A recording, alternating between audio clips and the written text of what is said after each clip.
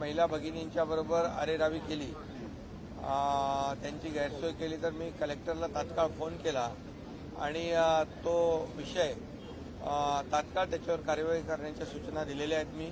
आणि कलेक्टरने मला परत फोन केला की ते प्रकरण त्यांनी हे करून त्या ठिकाणी जमलेल्या महिला भगिनींना कुठली गैरसोय होणार नाही याची काळजी खबरदारी घेतलेली. आणि मी एकच सांगतो, मी जाहीरपणे सर्व कलेक्टर आणि विभागीय आयुक्त यांना कालच सूचना दिलेल्या आहेत की आपल्या जिल्ह्यातल्या तहसीलदार असतील, प्रांत असतील, तलाठी असतील, कर्मचारी असतील, बीडीओ असतील, सीओ असतील, या सगळ्यांनी मिळून ही जी योजना आहे, मुख्यमंत्री माझी लाडकी बहीण, ही योजना जी आम्ही जिव्हाळ्याने सुरू केलेली आहे, महिलांची जी काय आर्थिक सहाय्य महिला भगिनींना मिळायला पाहिजे 18,000 रुपये वर्षाला, एक व्यापक विचार ठेवून आम्ही ही योजना केली. त्यासोबत 3 सिलेंडर जे महिला भगिनींना अत्यावश्यक असतात, या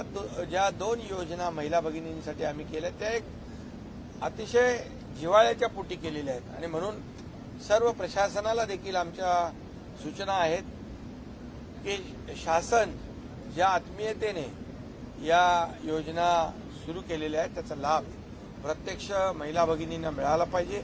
त्यांची गैरसोय होऊ नये, त्यांची अडचण होऊ नये, त्यांना कुठेही कुचंबना होऊ नये आणि त्यांच्याकडून कुणीही पैशाची मागणी करता कामा नये, अशा प्रकारचे सक्त आदेश दिलेत. यामध्ये कोणी लापरवाही करेल त्याच्यावर कठोर कारवाई केली जाईल हेही आम्ही सांगितले.